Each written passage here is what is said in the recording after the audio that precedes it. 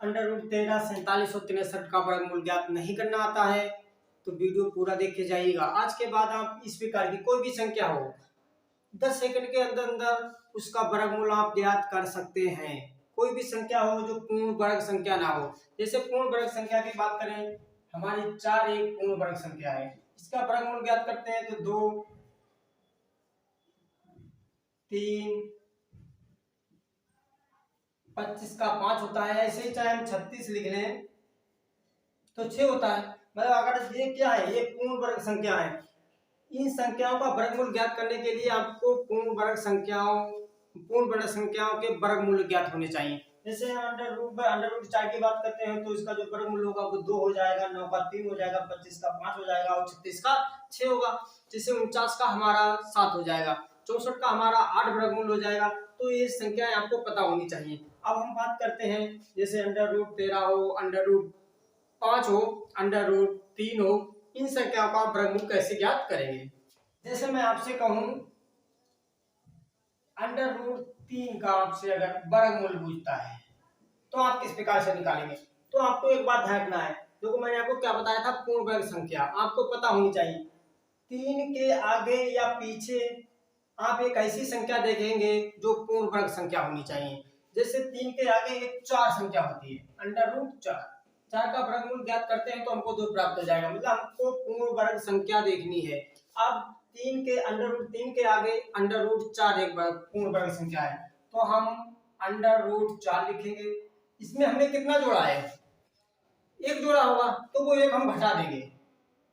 बस आपको ध्यान रखना है, हमने एक जोड़ा तभी तो हमको कितना प्राप्त हुआ, 4, और हमको लाना है √3। बस आपको एक घटा देना है। अब आप कहेंगे यहाँ पर एक घटाया या अंडर है, ये तो सही नहीं है। बस आपको समझने के लिए मैं आपको बता रहा हूँ, जिससे कि आप जो भी सवाल लगाएं वो आसानी के साथ लगा सकें।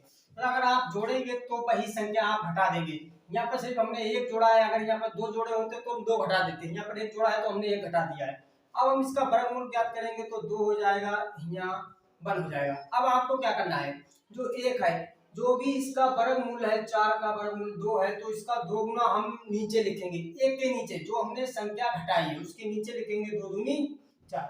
अब इनकी हम गुणा करेंगे, 4 दूनी 8 और 1, तो 4 दूनी 8, 8 में से 1 गया तो 7 बचे बटे में 4। इससे इसे भाग देंगे तो हमको √3 का वर्गमूल प्राप्त हो जाएगा। तो 4 एकम 4, पॉइंट लगाया 3 बजे 4 सत्तू 28। हाँ, आपको जो वर्गमूल ज्ञात करना है वो सिर्फ पॉइंट के बाद एक संख्या तक ज्ञात करना है, उत्तर हो जाएगा। और आपसे सवाल में भी इसी प्रकार के प्रश्न पूछता है, मतलब एक संख्या तक वो आपको सही माना जाता है। मतलब बहुत सारे विद्वान थे जिन्होंने पॉइंट के बाद एक संख्या तक निकाला, किसी ने 2 संख्या तक निकाला है। तो ये क्लियर नहीं है कि मतलब एक संख्या तक ही सही होगा या 2 संख्या, पॉइंट के बाद 2 संख्याओं तक सही होगा। मतलब आप पॉइंट के बाद एक संख्या तक निकालेंगे तो आपका उत्तर बिल्कुल सही होगा।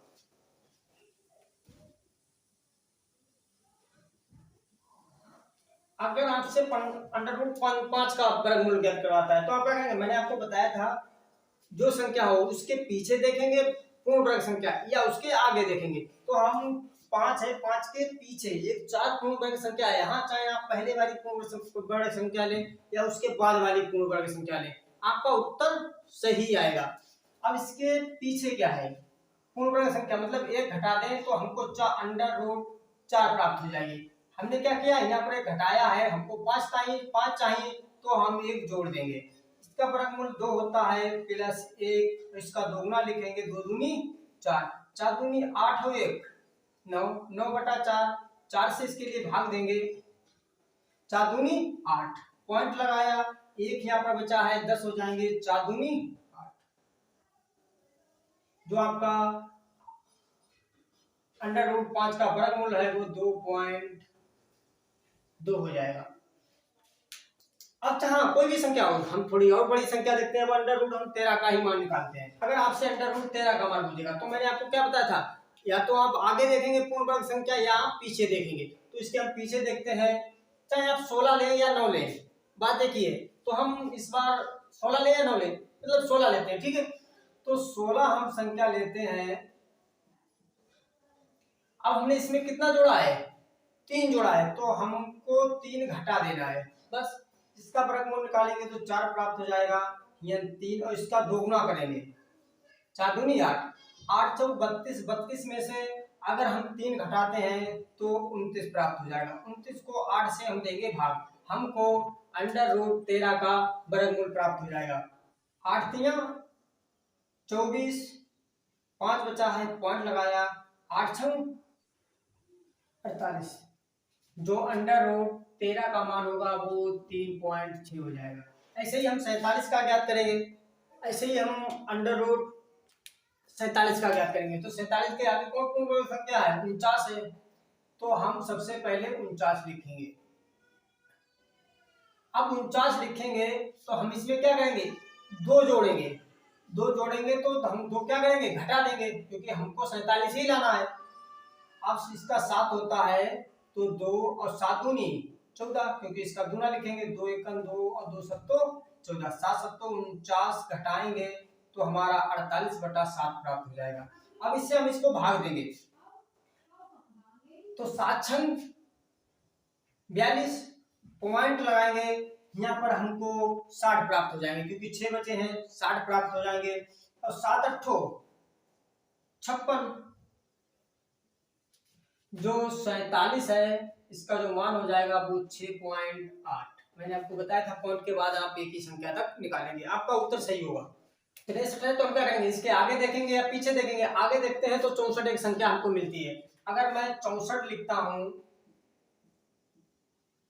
मैं इसमें कितना जोड़ूंगा, 1 जोड़ूंगा, तो मैं इसमें से 1 घटा दूंगा, 8 - 1, 8 दूनी 16। अब 16 की हम 8 से गुणा करेंगे तो 16 अट्ठो 128, 128 में से अगर मैं 1 घटाता हूं तो 127 प्राप्त हो जाएगा। अब 16 से हम इसको देंगे भाग, तो हम 16 से भाग देते हैं,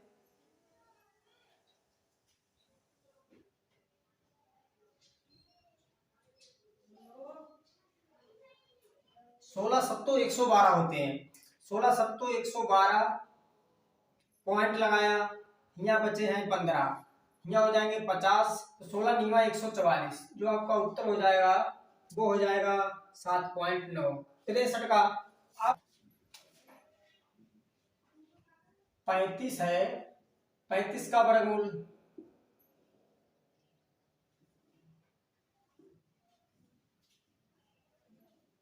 27 का वर्गमूल, आप बताइएगा कमेंट बॉक्स में कमेंट करके।